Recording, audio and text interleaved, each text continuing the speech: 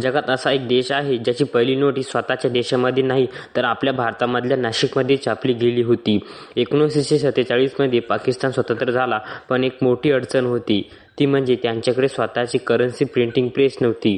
म्हणून 1948मध्ये पाकिस्तानच्या पहिल्या प्रोव्हिजनल नोटा छापल्या गेल्या, त्या आपल्या महाराष्ट्रातल्या नाशिकमध्ये. कारण त्या काळामध्ये आशियामधल्या मोजक्या शहरांमध्ये हाय सिक्युरिटी नोट प्रिंटिंग करण्याची क्षमता होती आणि त्यामध्ये नाशिक सर्वात पुढे होतं. 1928 म्हणजे ब्रिटिश काळात नाशिकमधली करन्सी नोट प्रिंट सुरू झाली होती आणि पुढच्या काही वर्षात एकूणच भारतात आपल्या सर्व महागड्या 1000 आणि 10,000च्या नोटा प्रिंट केल्या होत्या.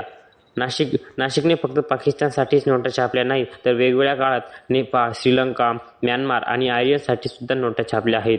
एक इंटरेस्टिंग गोष्ट म्हणजे तुमच्या खिशामध्ये असलेल्या नोटेवर L, M, N, P आणि Q असे सिरियल नंबर असतील तर ती नोट नाशिकमध्ये प्रिंट झाली आहे. हे press HVS robot control system आणि CVSच्या मल्टीलेअर सिक्युरिटी खाली चालतं. येथून नोटा ट्रेनमध्ये स्पेशल ट्रेझर्स ट्रेनमधून जातात.